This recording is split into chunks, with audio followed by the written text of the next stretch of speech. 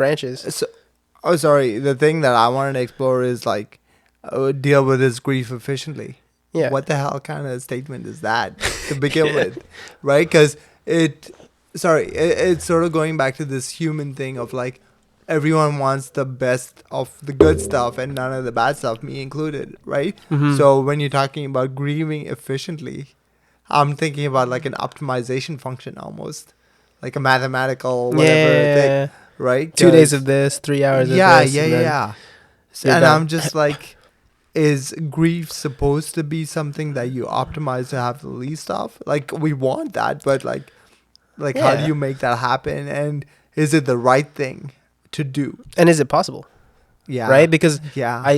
the point is people have different propensities for dealing with things, and I can't and will not disagree with that. Like I think to assume that people should just do it the way you're doing it is very ignorant. So let's apply a method to it. Let's just have a simplified Yeah. world where you're either a conflict avoidant, grief avoidant, or non-avoidant. Okay. Right? Yeah. And sorry, there's so many connotations to each.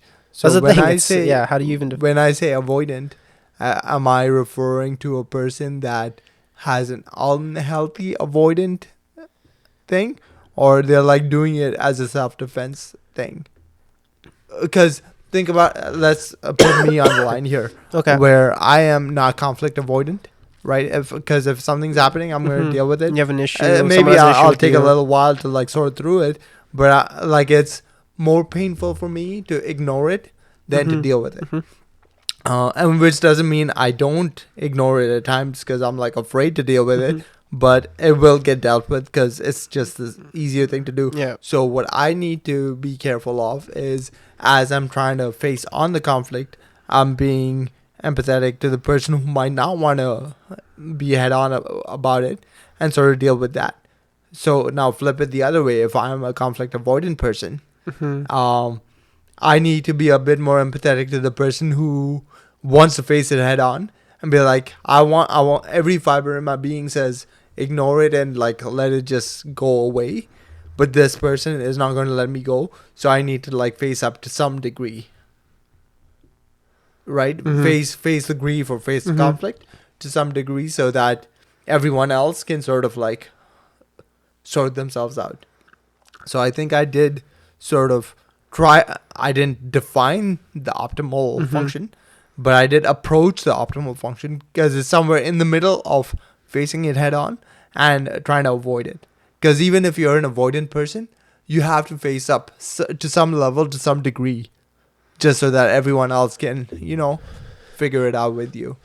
Because if I'm Yes. 100% avoidant Yes. and like everyone's trying to approach me and like talk about it, and I'm just like either being non-responsive or cracking jokes or just doing everything I can to stay away from Mhm. it, then I'm actually hurting the people who need this thing to get sorted out. Okay, so the reason why I think it's hard and why, with what you're saying, I still think it's even more nuanced is because even the intention of why someone is wanting to be head on or avoidant matters. Mm-hmm. So, for example, what if I want to be I'm very confrontational, but I'm just here in this conversation to just tell you how wrong you are, right? I wanna face you head on, just to say it to your face, like you're wrong, right? You gotta fix this. That's not really a room. You're not providing a space for resolution. You're not really trying to resolve anything. You're just trying to tell this person they suck. So then there's that. Then you have someone though who's also avoidant, who could be avoiding, or sorry, maybe let me bring up the opposite though. The opposite of being you're confrontational, but you just want to resolve it. You truly just want to hear what they have to say, find the middle ground, find some peace, enjoy. Like obviously that's the positive, that's a good thing. And then for someone who's avoidant, I can imagine someone who's avoidant who just selfishly doesn't want to deal with it. Yeah. doesn't care, just Yeah. wants, like, hates it and just doesn't like it. So just, Not my job, not my problem. yeah, exactly. I just, yeah. And just like, you deal with it. Like, I don't want to deal with this. Which I think, yeah, it's very selfish. Which I think is my major measuring stick of whether something is good or not is basically, are you trying to help others be, like, are you being more giving, or are you being more selfish? But the opposite of someone being avoidant could be they're just avoiding it, not because they don't like confrontation, but they also just forgiving. Like, they're just willing to under the bridge. They're maybe even the one who was wronged, and they're like, it's okay. Mm-hmm. I just want to, like, move on. Where, Sorry, can I ask you something? yeah, The person who's being avoidant, and you said they might be selfish. yeah, What if they're being self-preservational? because they're not trying to lose their minds. Yeah. Like, From because I struggle with this, right? I'm Mhm. like, I clearly did something that maybe some people might pursue as wrong. Yeah, Now, is that being selfish because I'm only thinking about myself? yeah, Or am I being self-preservational by not going into that area? Because if I do go into that area, I'm going to get hurt. And this is sort of where the whole vulnerability thing kicks in, right? Like, so you're the one who is gonna get hurt. Sorry. yeah, Paint the well, picture. think about, so okay, I am an avoidant person, Sure. right? And I refuse to deal with this problem or Sure. this grief or this conflict Yeah, that's yeah, happening. yeah, I am refusing to deal with it because I'm selfish and I don't care about anyone else, yeah, right? As long as I'm not hurt and my world is fine, yeah. like screw everyone else. Or I'm like, if I step into this thing, I'm going to get really hurt. And I don't know if I'm going to be able to deal with that pain. And so I Mhm. need to be careful whether I step into this or not. Yeah. So Same outcome, same yeah. output, different approaches. So how do you differentiate selfish from self-preservational? No, I think that's a fair point, because if you were to pair the person who's just coming in talking about it because they just want to say you suck with a person who doesn't feel like they're going to be able to handle someone just yelling at them, then I get why the person just wants to avoid, right? Mhm. Because it's like, I can't take that, and now you're telling me I have to not be a selfish person, but the person on the other end is being selfish and just going to yell at me anyways. And that's reality, right? You're not going to always get someone who's just wanting to find peace on the other end of it. There are going to be people who just want to, like, yell at you, and so to put yourself in that position could be damaging. Um, and My mind is like, what if you get two selfish dickheads? Like, what are those like? I just want to yell at you, and the Yeah. other one's like, I can't give a shit. yeah, Anything you have to say. which is kind of like the which then they kind of perfectly work together, because then they both don't get, like, well, I guess one gets what they want. No one gets what they No, want. the person who avoids it. Oh, but the other one keeps chasing Yeah, you, it's like just chasing each other in a circle. Like, Exactly. I want to yell at you. Leave me alone. yeah. I just have to picture in my head. I'm like, no, I can't. I don't talk about it. I don't talk about it.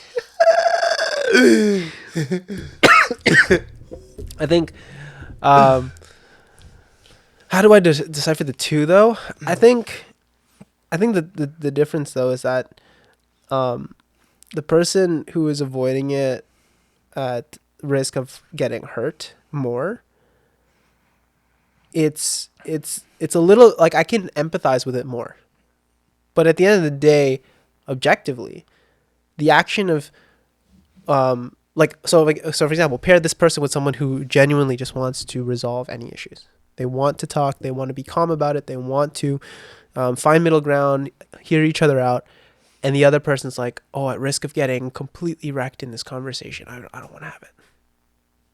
I have empathy for you not wanting to get hurt because it sucks and it's hard and you have no idea who's what the other person on the other end. But at the end of the day, objectively, you're being selfish when the other person's super ready to have this open conversation, have an open dialogue, and you're just saying, oh, I don't want to get hurt. Yeah. Hurt from what? Like, what are you getting hurt from? Like, I get maybe past experiences, Yeah. self-preservation, but But so that's the interesting thing, right? Like, maybe the thing that they're afraid of is illogical, and Yeah. they shouldn't be afraid of it, or you can understand why they're afraid of it and they're unwilling to talk about it, Hmm. but there's definitely something underlying that would hurt them. Like it's imperfect knowledge, Yeah, that's true too. right? So, and it's like they're stuck in a cycle because they're unwilling to share that information, and therefore they're Hmm. self-preserving, and it comes off as selfishness. But they're also being selfish because they're unwilling to disclose that information. So it's both in my mind. No, it's fair, It's not like just a cut and dry whatever thing. and I I think agree with the nuance yeah, thing. Every time I simplified it, I appreciate that you brought in the nuance, but I wanted you to get into yeah. that nuance because there's still like an explanation for the nuances. I think it's interesting because you kind of I said initially I brought up this point of um, it's people have to deal with it in their own way that because they're all different, and I acknowledge that and saying it was ignorant. I think I used the word ignorant to assume or think different, but then at the same time I'm also then saying that objectively this action is selfish, which it's so in some way I'm like I think it's hard for me even to fully um, I guess because I see myself as the person who is willing to enter any Yeah. conversation openly. Yeah. Granted, I'm not going to do it perfectly. I'm probably going to still like push some But ideas or you're whatever. more But willing to like, yeah, I'm yeah. the open and like Yeah. I'll have a conversation. I'm not afraid Yeah. of dialogue. Um, that I see it as like when you close the door, it's like okay, you're just shutting people out without even having an explanation or conversation. It's Yeah. kind of like wow, like how did you make your assumption like this? So I guess I'm adding my personal thing of like oh that sucks. I hate that Yeah. And I'm experience. bringing my own personal like Yeah. experience of like, I'm uncomfortable like even disclosing the information in the first place. So Hmm. like I'm screwing myself in a way. But that's because I'm also genuinely trying to answer if I'm being self-preservation or selfish, and By hiding. by not providing the information by Mm. whatever. Because some days I will convince myself that I'm being selfish, but then when I dig into the Hmm. selfishness, I'm like, why are you being selfish? I'm like, oh, you're not being selfish. You're actually being careful. You know, okay, you know what it is then to kind of, I think, find the middle here is not everyone can just jump in and have an open conversation, like you were saying, and they're not ready for it, um, whatever the reason be, that needs to be respected.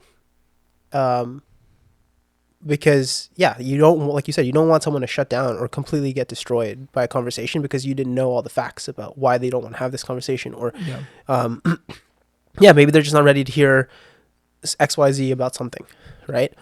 And it'll rock them in a way that you didn't expect. But I think to kind of make sense of my whole thing though about avoiding though as still some level of like uh in like basically suboptimal way of acting, I think in the end it still would be in benefit of everyone if you're able to have conversations in the end somehow and find some kind of peace, right? Like, is that wrong of me to think? I'm kind of opposing to you because I think what I'm trying to state is that you can't expect everyone to go about just having open conversations and finding like this optimal way of doing things because people are not ready for that. Um, because everyone's in their own little journey and struggling with different things. But it is still would be optimal then to specifically in conflict resolution have these have conversations, like Mm-hmm. be able to talk things out and find Mm-hmm. peace.